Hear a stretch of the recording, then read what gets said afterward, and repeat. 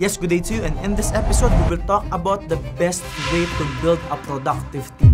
So if you are a leader who are trying to build a team, let's just say you are in sales, you are in network marketing, you are a financial advisor, you are in real estate, or maybe you are an entrepreneur expanding your business, this video is for you. And if you are new here to my channel, my name is MJ Lopez, and I've been building businesses for more than 18 years, transforming the lives of people in the process. I'm helping people from being poor to becoming millionaires, from employees to having financial freedom, and employees who want to be promoted and become more valuable in the marketplace. So it means this is all based on my experience. So this is a proven step-by-step process. So let's begin. We'll talk about the 7 steps to build a productive team. Step number 1 is clear vision.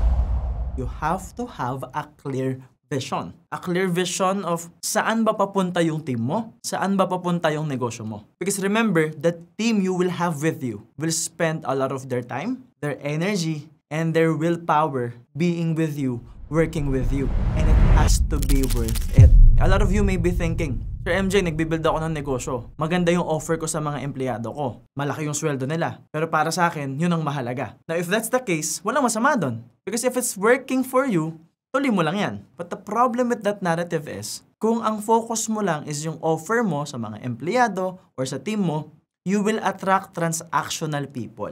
Meaning, ang focus lang nila, yung sweldo nila, yung makukuha nila. But what if mag-struggle ka bigla? What if you wanna do more? You wanna achieve more? What if you want your team to grow, to become better? It will be hard for you to do that kasi nga yung team mo magiging transactional. Remember that as a leader, you are selling results. You are selling the future. For people to stay, it has to be worth it for them. For more than 18 years, guys, one of the most common problem would be, Sir MJ, nababawasan yung tao ko. Sir MJ, naloko na naman ako. Sir MJ, inaabuso ako ng mga tao ko. Sir MJ, ang hirap mag-recruit. Sir MJ, ang hirap magpalaki ng team. Sir MJ, ang hirap mag-sustain ng team. This is one of the most common problem. And you have to understand that if you want to expand your business, if you want to increase productivity, you have to know how to build a team. It's common sense. And for you to be able to expand your team, to grow your team, dalawang bagay, recruitment and keeping. A lot of people nag-struggle sila sa pagbibuild, sa pagtuturo, kasi nga, recruitment pa lang sablay na sila. Bakit sila sumasablay sa recruitment? Most of the people they recruit will not be aligned to their vision and goals. Kasi baka, yung mismong team, yung mismong leader, walang vision. Paano ka makaka-attract ng mga taong mag-stay sa'yo kung wala kang vision? Kung wala kang destination? For example, you wanna go from point A to point B. If you are from Laguna, you wanna go to Cubao. Anong bus ang sasakyan mo? Di ba pa Cubao? Kung gusto mong pumunta ng Cubao, hindi ka naman sasakay ng bus papuntang Bicol. So kung ikaw meron kang bus at papunta kang Cubao, di ba ayaw mo rin namang magsakay ng papuntang Bicol? Kasi una, magagalit sila, hindi mo sila matutulungan, hindi mo sila madadala sa destination nila, and worse, irereklamo ka pa nila. And baka halfway, bumaba pa sila. Kasi hindi sila papuntang Cubao, papunta silang Bicol. The main reason why hindi mo makip yung mga tao mo, kasi baka hindi sila papunta dun sa gusto mong destination. Baka yung destination na gusto mo, hindi para sa kanila. But the only way to know that is to have a clear vision. And you have to communicate it.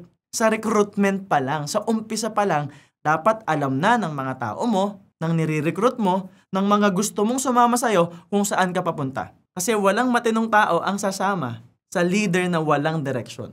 But you will only have a direction, you will only be pointed towards the right direction if you have a destination. Lagi ko yung sinasabi sa inyo. Yes, Sir MJ, I have a vision, pero meron pa ring mga tao sa team na hindi nagstay. There's what we call a shiny ball syndrome. Tandaan mo na may mga taong parang daga. Kung nasaan ang cheese, doon sila pupunta. Can you imagine na pag may cheese dito, punta dito. Pag may cheese dito, punta dito. Walang direksyon, ayaw kasi nila ng vision. You don't want rats in your team. So if you have a vision at malinaw ka doon, okay lang na for some reason mababawasan yung mga tao mo kasi baka hindi sila para doon. Baka ang gusto nila, keso. Ayaw nilang yumaman. May mga tao kasi talagang transactional and you have to accept that. But if you are trying to build a productive team, yung makakasama mo hanggang huli, yung makakasama mo sa pag-expand ng ginagawa mo, yung makakasama mo sa pag-expand ng business mo, ng career mo, you have to have a vision for your team. Now, palawakin natin ng konti yung vision. Una, tandaan mo na dapat may vision ka para sa sarili mo. Kasi mababurnout ka kung wala kang vision for yourself. Yung legacy na binibuild mo para sa sarili mo. That's one. Number 2, connected dapat yan sa vision mo for your team and your business. Number 3, you must have a vision for your customers. You have to have a mental image gaano kasaya ang customers mo kapag binibili na nila yung produkto mo. Kapag ginagamit na nila yung produkto mo. Kasi hindi rin magstay sa iyo yung mga customers mo kung wala kang vision for them. Halos lahat ng negosyo sa mundo, transformational. The goal is to transform the lives of people. To give the customers a better life. And the only way to do that is to have a vision for them. Next is you have to have a vision for your team. Because remember, you are trying to serve your customers, right? Because it's not just about sales, it's about after sales. And if you are watching a lot of my videos, you already know that this year is all about service. Tama? That the best way for you to get more customers is to serve them, to give value, to provide value for them. That's the only way, guys. Alam ko maraming pumapasok sa isip nyo, there's marketing, there's sales. Yes, I understand that. But it's given. Given na yon, common sense na yung sales and marketing. If you wanna keep raving fans, if you wanna have loyal customers, you have to serve them. So, ibig sabihin, nagsaserve ka sa mga tao. But understand that your team will serve with you. Kasama mo silang nagsaserve sa mga tao. At hindi makakapag-serve ng tama yung team mo kung hindi nila alam kung saan kayo papunta. At kung hindi nila alam kung saan sila papunta kapag nagstay sila sa'yo. So, dapat alam nila yung magiging future nila. Because again, kung naaalagaan mo yung inner circle mo, your business and your team will actually expand. Wala kang choice. Lalaki at lalaki yan. Number 2, common goal. So, since may vision na kayo, alam mo na kung saan ka papunta. Kailangan mag-set ka na ng common goal related to the vision. So, the vision may sound like, I will be the best in the Philippines. I will be the next Tony Robbins. We will build the legacy transforming the lives of Filipinos, transforming the lives of people, creating significance to their lives. Ganyan ang vision. Magiging sobrang laki yung negosyo, maybe you can be more specific around it. But usually, ang vision, there's a narrative, there's a story. But step 2, the common goal is clear, is specific yan. So para makarating sa vision, kailangan mag-set ka ng goals and deadlines. Example, in our channels, I want to help people. I want to contribute to the lives of people. And the best way for me to do that is to create more videos like this. And alam ng team yon. So ayan yung vision natin. So ano common goal natin? Quality videos. Maayos yung framing. We will improve our videos. They have to make sure na maayos yung audio. They have to make sure na maayos yung edit. And after that, helping more people means more traffic, more views. So may goal din kami sa dami ng views. May goal din kami sa dami ng marireach na tao. May goal din kami sa dami ng followers and subscribers. And in this channel, we have a goal to get 1 million subscribers. So if you want to contribute to that goal, click like, comment, share, and subscribe to our channel. Now, in terms of our business, example lang, we want to be the best in life and business coaching. We will go international soon. So what's the common goal? To have more speaking engagements. To have more students in our courses. Kasi pag dumami yung students, maraming matutulungan. Yung mga natulungan, sila rin yung magsasabi sa ibang tao na maganda yung courses. We have a goal, we have a common goal na dumami yung students natin sa mga courses. Kasi sure ako na magbabago ang buhay ng mga tao when they get the courses. Like Success Blueprint and Self-Mastery. Because self-mastery is a masterpiece, guys. I'm here to tell you that. And since I'm sharing proven frameworks, meron nang na-create na results. What I want is to get more people in. Kasi pag marami na yung students, lumaki yung community, mas maraming tao ang matutulungan. At yung mga taong natulungan na yan, tutulong din yan sa ibang tao. At pwedeng sa kanila na rin manggaling na napakaganda talaga ng courses. And that is how we will build our legacy. But we have a goal. At alam ng team yung common goal. Na ito yung hinihit nating number.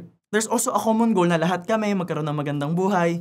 Yung inner circle magkaroon ng magandang buhay. Meron din common goal na magkaroon ng magandang buhay yung mga students. So may numbers din yan. In X amount of time, we have to have X amount of numbers na magkakaroon ng resulta. That is why we are doing our best to serve people. That is why we give a lot of bonuses in our courses. Ibig sabihin, makakapag-build ka ng conducive na action plan. Aligned na action plan. Pag meron kang malinaw na vision at common goal for everyone. So after setting common goal, number 3, you have to have individual goals. So may goal ako for myself. Yung mga executives ko, may goal din sila. Yung inner circle ko, may goal sila. Yung media team ko, may goal sila. Lahat may kanya-kanyang goal related to the common goal. And this answers the question, what's in it for me? Kasi di ba yung mga tao mo mag-e-effort yan eh. Yung mga tao sa team mo, Marereject yan, mahihirapan yan, mapapagod yan, magkakasakit yan, mapupuyat yan. And if you want a productive team, dapat nag-grow at nag-i-improve din sila. And it will not be worth it for them. Again, kung hindi nila nakikita yung future nila at kung wala silang individual goals for themselves. So, ibig sabihin, kapag na-hit yung common goal, malinaw sa kanila na, okay, pag nakarating kami doon, na-hit namin yung target, ito yung mabibili ko for myself. Ito yung magagawa ko for my family. So, it means that there's a vision, nakikita nila yung sarili nila doon sa vision, nararamdaman nila, nakasama sila doon sa vision, and there's a tangible goal na little by little, in our journey towards that vision, may mga bagay na makukuha ako. Regardless kung maliit yan o malaki. Kailangan maramdaman ng team mo na little by little, nag-a-upgrade yung buhay nila. So dalawa, pag hindi na-achieve yung goal, there's a lesson. Kapag nag-fail, there will always be a lesson. Pero hindi ka iiwan ng team mo kung may vision ka. Pero, kapag na-achieve nyo yung common goal, alam din nila na makukuha nila yung personal goals nila. That's the purpose of step 3. Now, what's step 4? Create a massive action plan.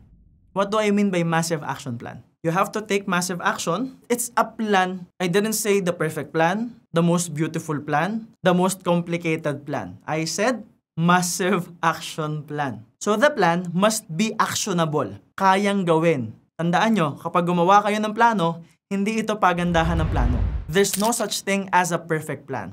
So kapag gumawa ka ng plano, dapat kayang gawin agad. Kasi pag nagawa agad, it will create momentum. And pwede kang mag-adjust along the way. Kaya tinawag na massive action plan, hindi siya plano na sobrang daming gagawin. Merong plano na firm kung ano yung dapat gawin. So that the team can take massive action in accomplishing one task at a time. That's what I mean by massive action plan. And it's a step-by-step process kasi hindi ka makakapag-create ng plano kung walang vision, at walang common goal, at walang individual goal.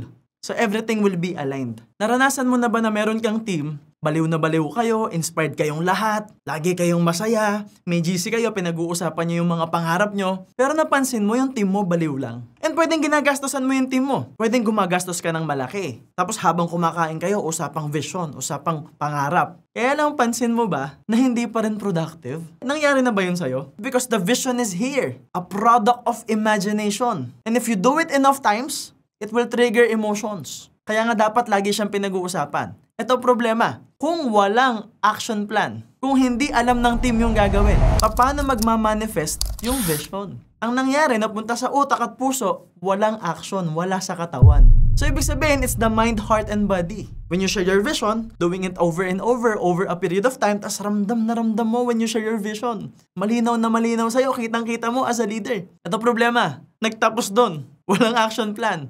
Hindi magagawa, hindi alam ng team yung gagawin.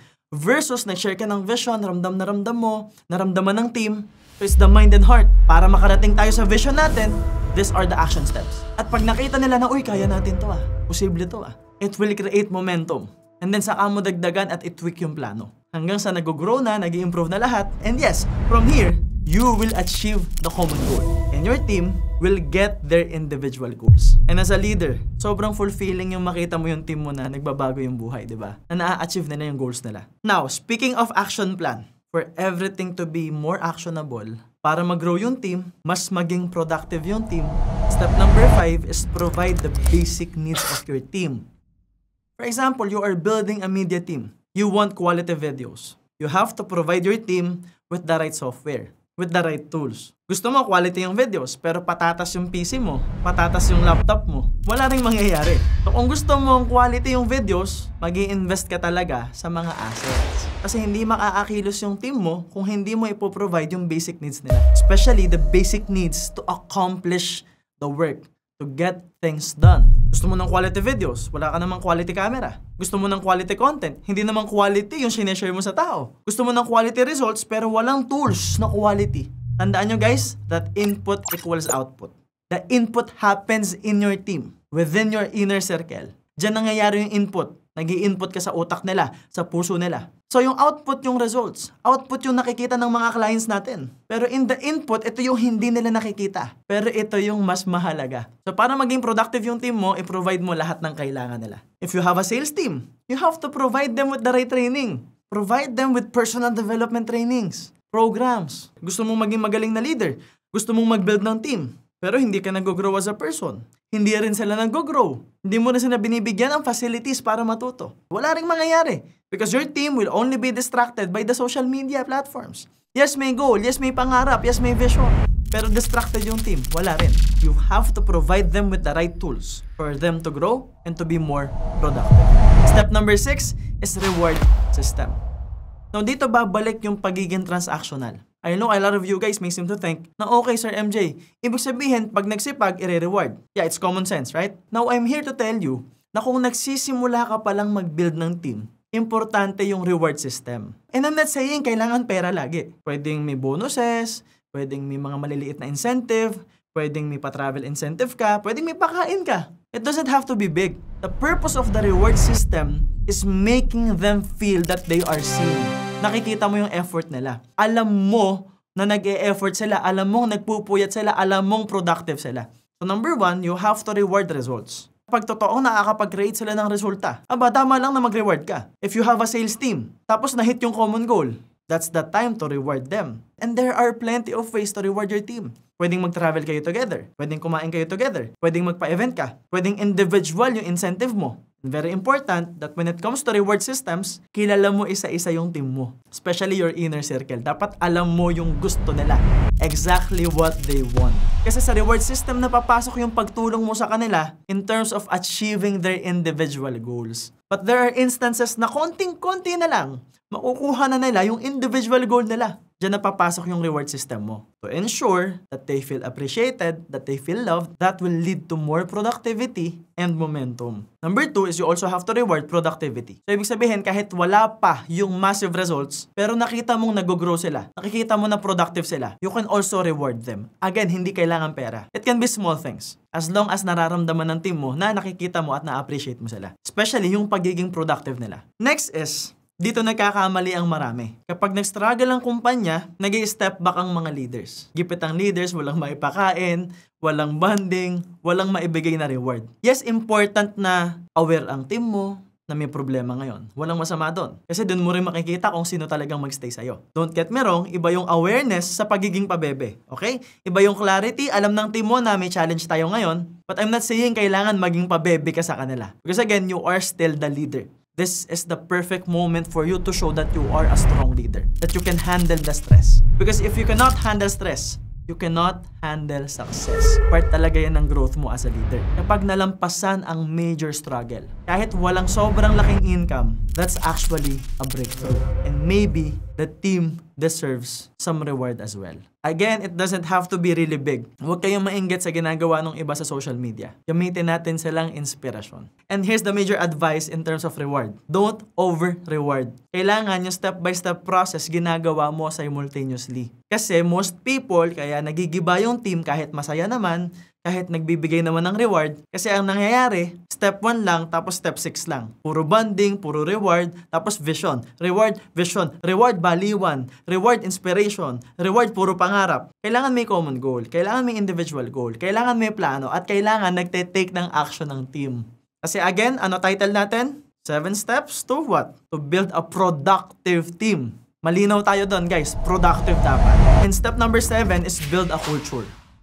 A culture that eliminates fear. A culture that will encourage your team to grow, to move forward. So ano yung mga examples dito? Una, in terms of recruitment, I wanna hire people better than me. Ano ibig sabihin? I wanna be the best in my craft. So pag nag-hire ako ng editors, kailangan mas magaling mag-edit sa akin. Nonsense kung kukuha ako ng editor na same level ko lang ng pag-e-edit. Pag nag-hire ako ng copywriter, kailangan mas magaling sa akin gumawa ng copy. Pag executive assistant, kailangan mas organized sa akin. So that ako as a business owner, MJ Lopez as a leader, I can focus on the things that I'm good at. I can focus on my passion, which is this. So sa recruitment process pa lang, dapat hindi ka takot kumuha ng mga taong magaling. Kasi pag intimidated ka sa magaling, hindi lalaki yung team mo. Hindi pwedeng ikaw ang magaling sa lahat. Pwedeng ikaw yung pinakamagaling sa craft mo, sa ginagawa mo, pero tandaan mo na maraming aspects ang negosyo na hindi pwedeng mawala. Maraming non-negotiables ang negosyo. So pwedeng may mas magaling sa graphics, may mas magaling sa design, may mas magaling magbenta, may mas magaling mag-negotiate, may mas magaling mag-build ng relationship,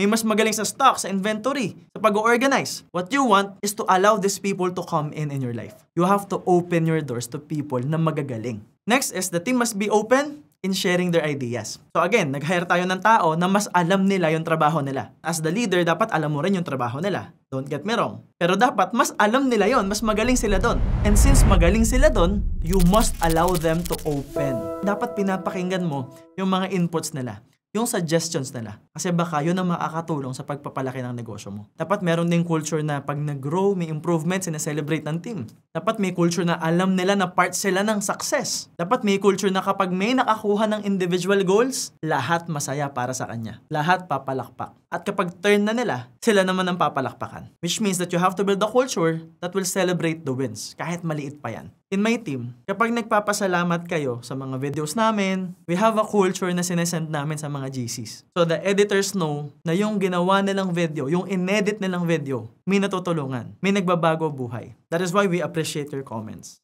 We appreciate your messages. Kasi lagi kong sinasabi sa media team na part kayo nito. Kung ano man yung legacy na nabibuild ni MJ Lopez, kung gaano man karami yung tao na tutulungan natin, part kayo nun. And they know that. And I always communicate that. That is why if you like videos like this, please comment, please share. Because it will be valuable not just to me, it will be valuable for the whole team. So let's do a recap. Number 1, you have to have a clear vision. Because again, mawawala ng direction yung team. At tandaan mo, ikaw ang driver ng buhay mo at sumama yung team mo sa'yo. So as the driver, dapat malinaw ang destination para alam ng mga taong gustong sumama sa'yo kung saan ka talaga papunta. So they know if it's worth it to stay. And you have to make it worth it. Number 2, kailangan may common goal. So bago makarating sa pinaka-destination, may mga daan yan. There are few stops here and there. Those are the common goal. At kapag nakukuha yung common goal, dapat alam ng team na meron din silang individual goals so they know what's in it for them. Number 4 is create a massive action plan and then just take action. Dapat yung plano na susunod. And that's your job as the leader. To monitor, to make sure na nag-grow at productive yung team, you have to provide the basic needs. You have to provide the tools for them. You want them to grow? Provide them with the right tools. Give them books. Enroll them in courses like Success Blueprint, Self-Mastery. And as a leader, dapat nag-grow ka din. Number 6 is reward system. Dapat nire-reward mo yung results, nire-reward mo yung productivity, at kapag may nalampas ang challenge, nire-reward mo rin yung team, lalo na yung sarili mo as a leader. And lastly, build a culture. Dapat yung step-by-step process, part na ng kultura, part na ng sistema. And if you really wanna build your team, if you wanna know how to coach, how to communicate your vision, maybe kaya stuck yung team mo kasi hindi mo alam basahin yung human need structure, hindi ka marunong bumasa ng belief systems, maybe ikaw mismo as a leader, you are not in the right state, at yung tatlong yan ang formula for decision making. Paano makakapag-decide ng tama yung team mo kung ikaw mismo, hindi mo kayang mag-decide para sa sarili mo at para sa kumpanya mo? You have to learn how to decide. You have to master decision making. And the best way to do that is to learn self-mastery. And I'm the only one in the Philippines who can teach you this. Because this is what I learned from 18 years of my experience studying from proven mentors as well. So I've integrated my personal life, my career, my businesses, my experience with mentoring thousands of people with the proven frameworks from proven mentors like Tony Robbins. So investing a lot of money in myself, I invested a lot of time in this. That is why I always tell people that self-mastery is a masterpiece. I'm really proud of this course and I'm really proud of the results we've created. And if you are lucky, there will be a special offer in the website just for you. So we will put the links in the cards and the comments somewhere in this video, or you can simply visit mjlopez.ph/SBC. Because tandaan nyo, the only way to execute the best strategies is to have self-mastery. In engineering class, they will teach you how to build a house, but I will teach you how to build your life. So yun lang guys, this is the end of the episode, and always remember that all I want is for you to become more successful and for you to reach the next level success. Again, my name is MJ Lopez, and see you soon.